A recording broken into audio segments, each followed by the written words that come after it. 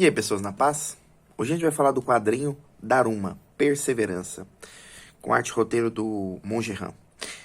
Bom, esse quadrinho, ele me pegou de desprevenido, digamos assim, porque é algo que eu achei muito peculiar, sabe? No final das contas, porque dá pra ver claramente a inspiração em mangás e tudo mais, mas a maneira como foi colocado aqui ainda dá uma boa ideia de quadrinho, digamos assim. Então vamos lá. Esse quadrinho, inclusive, ele usa uma característica de alguns mangás que eu acho fantástica, né? Que algumas páginas são coloridas, pra gente ter uma noção melhor de como são os personagens. Esse quadrinho, ele conta a história dessa personagem aqui, a Yumi. Yumi Gishiken. Yumi Santos Gishiken. Ela é uma moça que... Yumi Santos Gishiken, que passou por uma tragédia muito cedo, e ela passou a ter que cuidar dos irmãos sozinha. Ela tem 2 irmãos mais novos, ela tem um que chama Kenji e uma irmãzinha que aparece relativamente pouco, a Sayuri. Aqui os dois. Neles a gente tem um pouco mais do dia a dia da família, que é uma família unida, tem um relacionamento bem saudável, independente da situação que eles vivem, né? E a gente descobre que o grande foco da Yumi era garantir que o irmão dela iria conseguir estudar para se tornar médico, que era um grande sonho dele. E ele, claro, conseguiu entrar na universidade. Infelizmente, acontece uma tragédia que abala a estrutura inteira da família deles. E assim, essa é a parte mais importante do quadrinho, né? Que é a questão do relacionamento da Yumi com essa situação que aconteceu com eles e com a família dela. Acontece que esse quadrinho também funciona como uma história de uma super-heroína e uma garota mágica. Então nós temos eventualmente um momento em que ela consegue ganhar os poderes dela. E eu pessoalmente achei bastante divertido o design dela, as cenas de luta em que ela tá com os poderes também funcionaram muito bem. Mas, infelizmente, o design dos monstros também achei muito bom, baseados na mitologia japonesa, né? Embora o quadrinho aconteça no Brasil, aconteça em São Paulo, eles conseguiram fazer isso funcionar muitíssimo bem. Eles demonstram bem também como os poderes dela funcionam e tudo mais.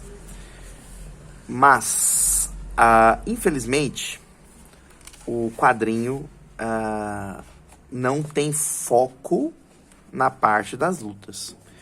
O foco maior está constantemente na situação pessoal da Yumi no dia a dia dela, né?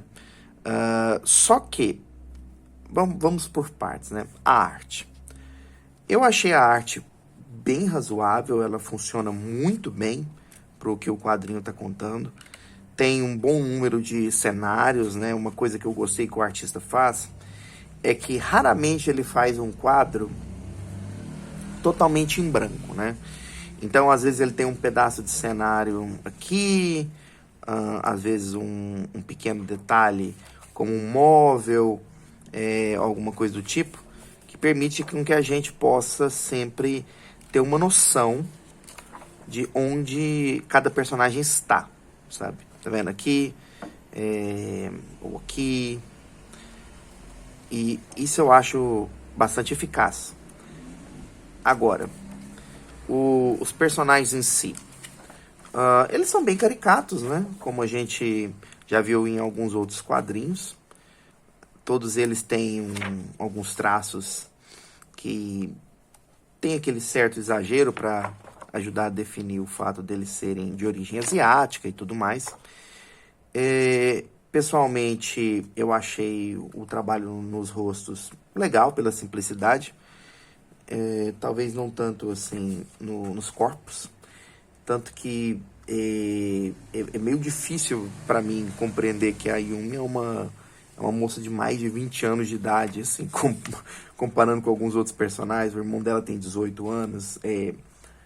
Eu achei as proporções um pouquinho complicadas. Por exemplo, a irmã deles tem 12 e o irmão dele tem 18. Aqui, se eu não tivesse essas plaquinhas, eu não conseguiria falar que a distância de idade deles era de 6 anos. Talvez eu ia falar que, sei lá, eram 3 anos. Principalmente aqui, tá vendo?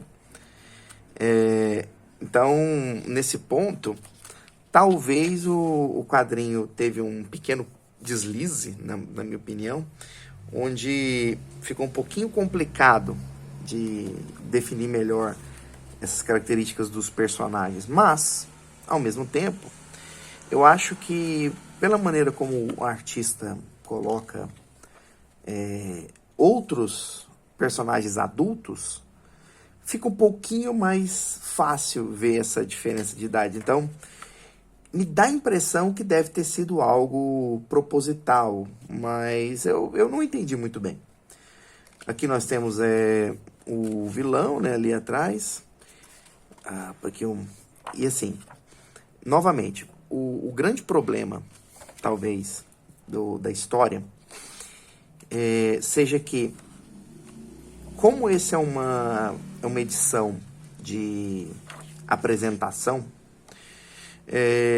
a gente tem muito mais da vida da Yumi no dia a dia do que a presença dela mesmo como uma lutadora. Então, por isso que eu falei, ele funciona meio como se fosse um episódio de um Super Sentai ou alguma coisa do tipo, onde a maior parte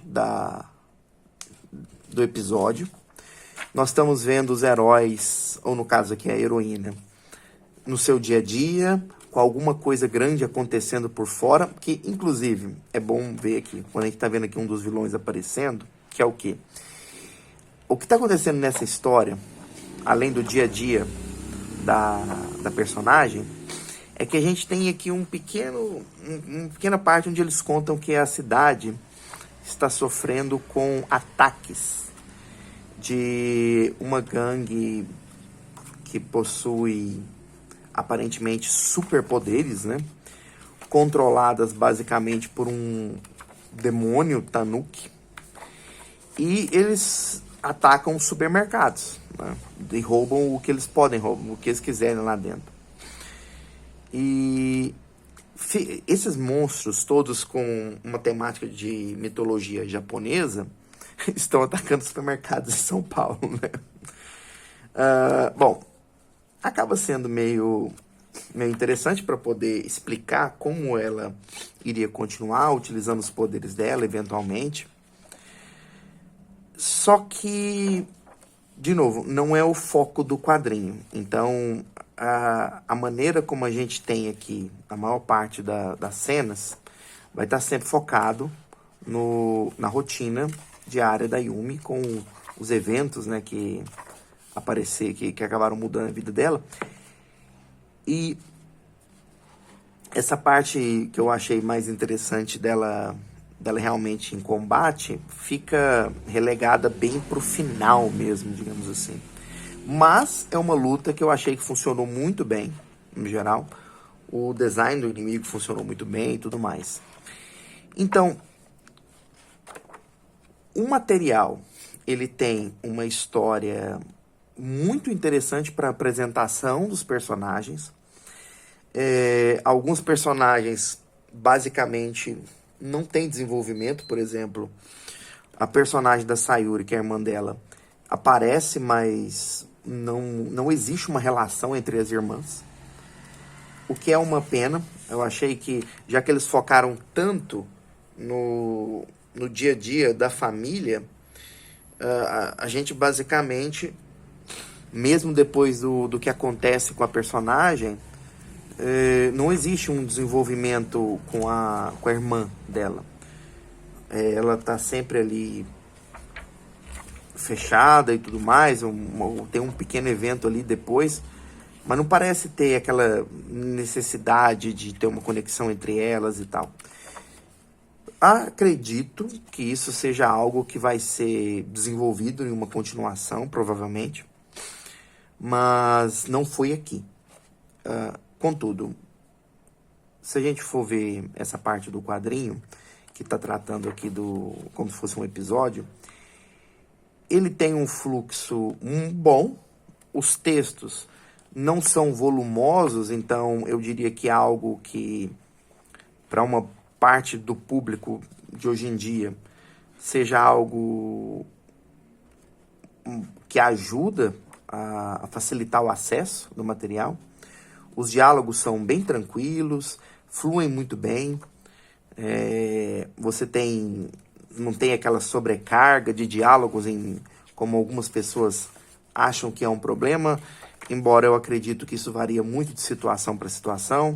Em certos momentos faz sentido às vezes não ter diálogo, em outros faz sentido você ter uns diálogos mais longos. De qualquer jeito, é bem equilibrado nesse quadrinho.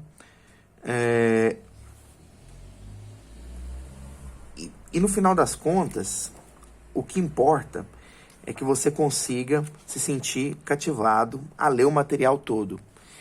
E eu acho que ele conseguiu. Eu fiquei com muita vontade de ter uma continuação dessa história, o quanto antes. Eu fiquei bastante satisfeito com a ideia que eles propuseram para os inimigos e tal, para a próxima rotina da personagem, né? Dos pequenos detalhes que eles vão colocando aqui e ali sobre ela, com essa característica, né, dos darumas, que são aqueles bonequinhos que a gente vê, que você precisa pintar um olho dele para fazer um pedido, esse pedido for realizado, você pinta o outro. Aqui, esse design dela aqui com essa temática, eu achei que ficou muito bom. Embora a gente não vai ver ele dentro do quadrinho, pelo menos aqui para esse material ficou fantástico. Então, o que eu diria?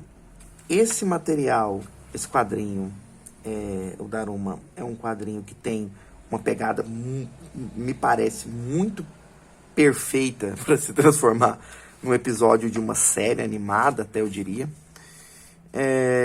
A maneira como os personagens interagem, ela é bem razoável, é bem natural no geral. Como o foco inicial é na história da Yumi, a gente vai ver pouca coisa dela como essa personagem transformada que ela aparece no final. Mas o que a gente pode ver de ação e o que a gente pode ver de narrativa é um quadrinho que entrega muito bem tudo que ele propõe e deixa, na minha opinião, uma expectativa muito grande para o que está por vir. Eu espero mesmo que o autor consiga continuar, que a gente possa ter mais da Yumi, porque a ideia que foi apresentada aqui eu achei bastante interessante, embora ela não foi desenvolvida, talvez da maneira mais completa para um quadrinho de mais de 200 páginas, onde o foco foi um pouco mais na ideia do trauma que levou ela a se transformar, e não tanto assim no que significa ela se transformar, que meio que é o que a gente está vendo aqui até na capa, né? Contudo, novamente, um material que tem uma qualidade razoável. Eu diria que a arte peca um pouco, mas ela ainda é muito funcional. Os designs dos monstros que aparecem aqui eu achei muito bom. Eu realmente espero que o artista possa continuar porque vai valer a pena ver o que mais ele tem para contar dessa história. Acho que a quantidade de coisas que que ele vai poder apresentar aqui são muito grandes. Tem algo interessante sendo desenvolvido aqui. É isso. E aí, pessoas na paz? Hoje eu quero apresentar para vocês os meus projetos de quadrinhos. Começando por Entre Humanos, um quadrinho que conta a história de Marta Manto, uma dona de casa, mãe de 2 filhos, casada, que ganha superpoderes, e isso faz dela agora um alvo para coisas que ela realmente nem acreditava que existiam, mas também dá a ela a chance de lutar contra essas ameaças e proteger sua família. Em Pacífica, nós vamos acompanhar a história de um grupo de mulheres lutadoras que tem muita prática em se defender das coisas que a sociedade costuma jogar contra elas. Contudo, com a chegada de um novo grupo de pessoas um tanto suspeitas, o jogo mudou e elas estão prestes a ter que enfrentar algo completamente diferente do que elas conheciam. Rastreadora de Algures, um quadrinho que se passa no Brasil do século XIX, mas não o que você conhece dos livros de história. Nesse, criaturas sobrenaturais chamadas místicos existiam, ou melhor, ainda existem, mas agora em uma quantidade muito menor. Porém, os que ainda vagam pelo nosso mundo são extremamente perigosos. E esse grupo busca capturá-los. Eu vou deixar aqui com vocês os links das nossas redes sociais e da nossa página, onde você pode ver os quadrinhos e tem alguns extras também. Até!